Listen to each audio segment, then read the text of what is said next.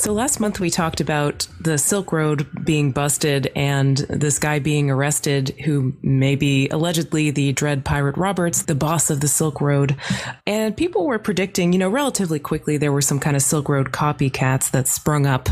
And Silk Road, of course, for anybody who doesn't know or isn't familiar, was a hidden website accessible through Tor where people could connect to buy and sell drugs online and various other things. There were, I think, banned books on there. There were some other things, passports, IDs, and various illegal stuff. So this went on for quite a long time, and it was the subject of a lot of media attention.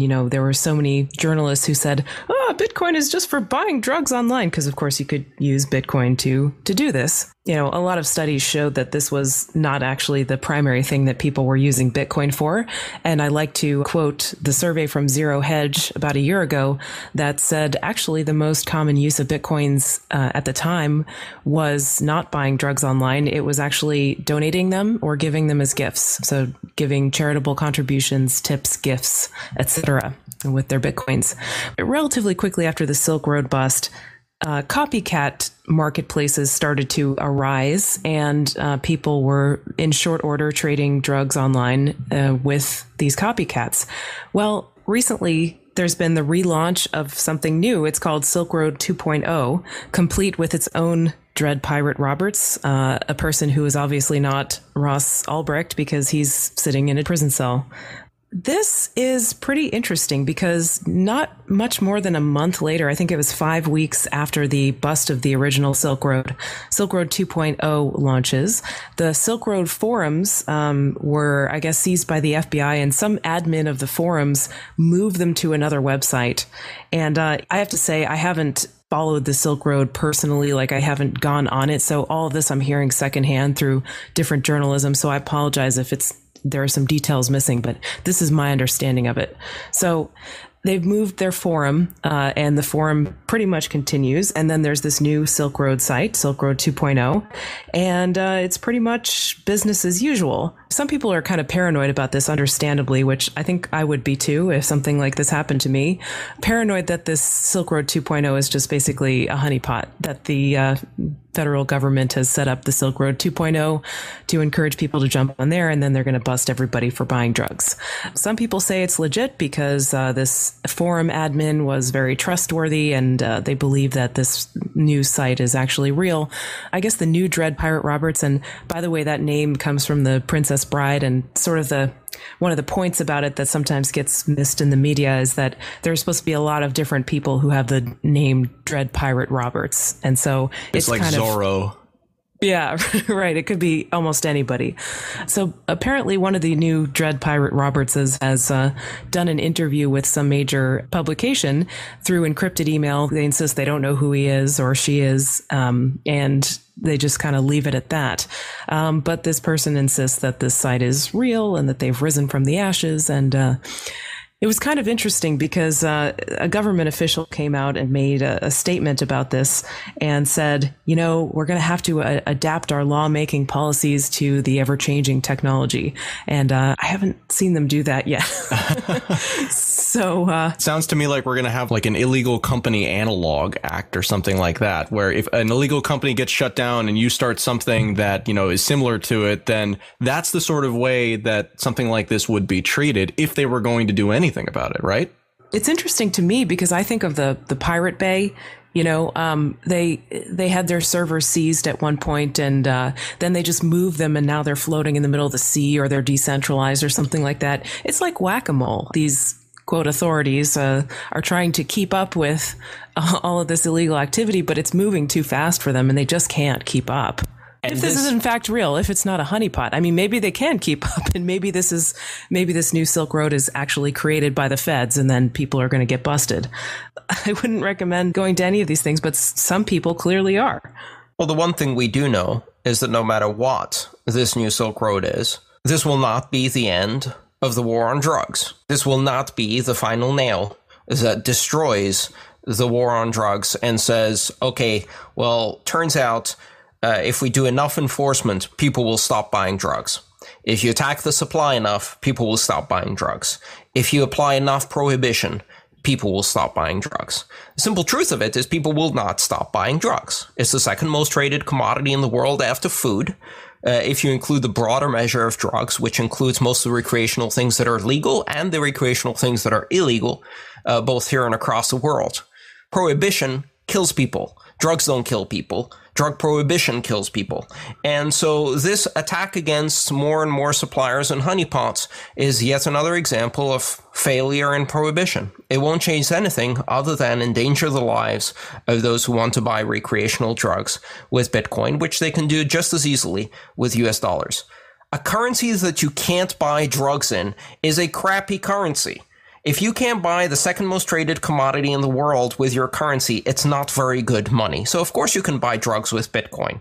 If you couldn't, there'd be something wrong with the currency. What's wrong here is the assumption that if we kill enough of the suppliers, we're going to somehow stop the demand in drugs. And my question is, how many more people have to die before we learn that lesson? The core thing for me is that in these situations where you don't really have identity to rely on, because the identity, you don't really know who's behind it. It's not it's not an identity you can actually rely on being able to, have a contractual obligation with. Because that's gone from the original Silk Road, I really don't see how any of these sites, regardless of whether or not they're Silk Road 2 or not, can be trusted at all. Because, I mean, even if it's not the government, it could be somebody else who just put up a different site, to scrape the site and put it up that looks similar to it, or just stole the branding. And again, they could hang around and be totally functional for 6 months, a year, however long it takes until they get to their point. I mean, again, like, what you need is a track record. And so it's kind of a chicken egg problem where if you have no trust and no track record, it's very difficult to acquire that in the beginning unless you have people who have no other options and they're willing to risk. And right now, that's not really the case. No, it is the case, because what is the alternative, Adam? The alternative is to go out on the streets and try to procure the drugs from someone who is physically immediately in front of you and therefore can stab you, shoot you, rob you, mug you, rape you, and kill you. And the alternative of a digital marketplace that may be a honeypot, may not be a honeypot, but can certainly not stab you over TCP/IP is a much better proposition for anyone. So the options people have are: quit doing drugs entirely. That's not going to happen. Buy their drugs on the street with all of the risks that come with that and all of the death that comes with that. Or buy them from a marketplace that potentially is a honeypot. Well, that is a very big risk for the sellers. It's a much less of a risk for the buyers. And therefore, I think they will flock to it and all other sites that offer it because it's better than the physical alternative. Right, but it's that all other sites that offer a thing that I think is kind of the point that I'm trying to make. You look at a site like Black Market Reloaded, and even though I think that they're probably much smaller than the Silk Road was, they've still been around longer than the new Silk Road has. So what I'm saying is, does the game start over at some point? Just as with cryptocurrency, Bitcoin, one could argue, is in a dominant position because it's been around the longest. It's the thing that people got used to, got attached to, and invested in first. And so is the same thing true here? Silk Road was around for quite a while. Yes, but then it went away. But then it went away in a very public fashion and is run by new people. So, I mean, he may be very trusted, but again, all you're talking about is a PGP key. The argument you're making here is trust versus brand, really, which is the brand stickiness of Silk Road enough to overcome the rational concerns one might have about the trust that they should put into this new system versus the brand of some other black market that is not as well known. And the thing is, most people will not make a rational risk assessment of the chance of it being a honeypot. Instead, they will have heard of the brand will lead them to do a search and will lead them to this site. And because they've heard of the brand, that will overcome any of the trust issues they have. And that's why it makes for a perfect honeypot. So I think brand in the end wins. Even if it's something so serious like this, because I mean, if they're caught, then we're talking about fairly serious, penalties, the jail time. Well, the buyers generally, I would say, don't think about whether they're going to get caught because, first of all, they're high, and secondly, the alternative is dealing with some skeezy dude on the corner. So they will go for the brand that they think they can trust the most, or the brand that they've heard the most, because probably that's the only one they'll find.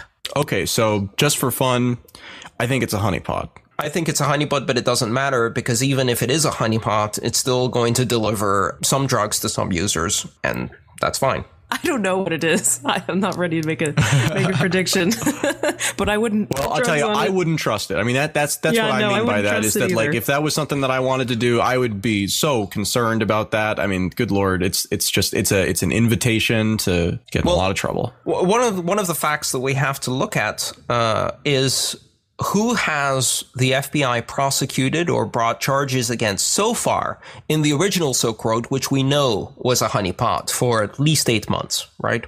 And if you look at the indictments that have come down the pike so far, they have been indictments against sellers, against some of the biggest sellers, and against some of the sellers who were selling opiates and other, let's say, quote, harder, unquote, drugs.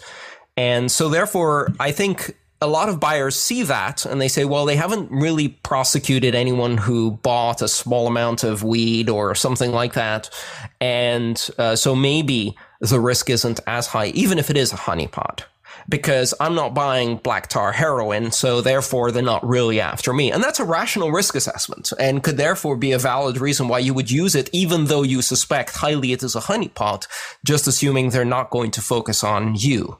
The new Dread Pirate Roberts has made a statement saying that just like in the old Silk Road, they had a policy where weapons and child pornography were banned, that you couldn't buy or sell those on the Silk Road, and they're continuing that policy with Silk Road 2.0. So they do seem to have some, kind of moral standards, right? Which I think is really interesting. Well, they might, or they're just trying to keep continuity because again, it's about trying to maintain and, if you want the brand, you got to act like the brand. Yeah, that's very true. Either way, I think the focus on things that involve consensual introduction of chemicals into one's own body without a victim is a very different thing from selling child pornography, for example, which has very, very horrible victims or guns that will potentially have a victim down the road.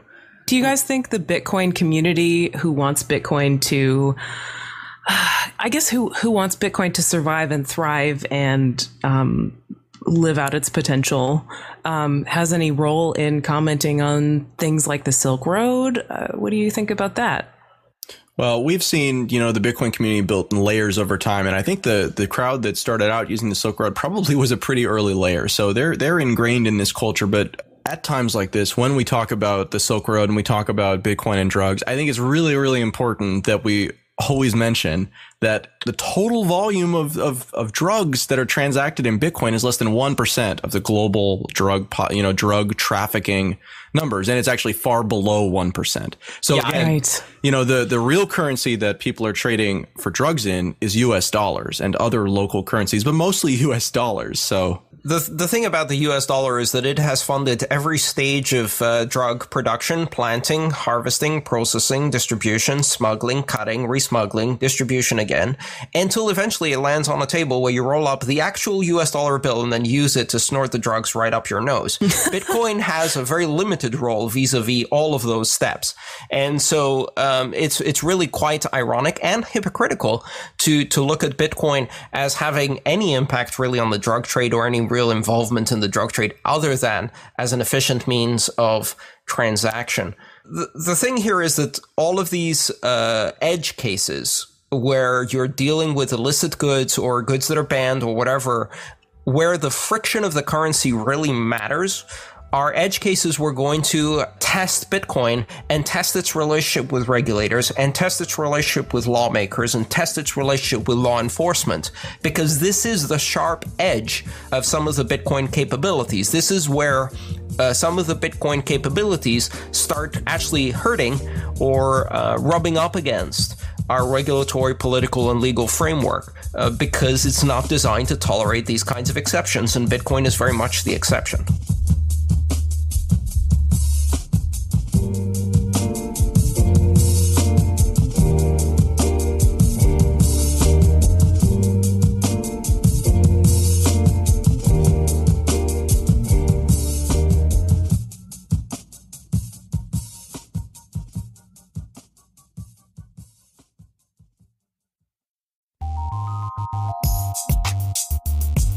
Hi, listener. Here at Let's Talk Bitcoin, we're building a global network of correspondents able to contribute on-the-ground perspective when cryptocurrency-related information comes across their filters. If If you'd like to join our global conversation, send an email with your name and geographic or cultural niche to apply@letstalkbitcoin.com. Just like Bitcoin, the only barrier to entry is your time and good work. Thanks for listening.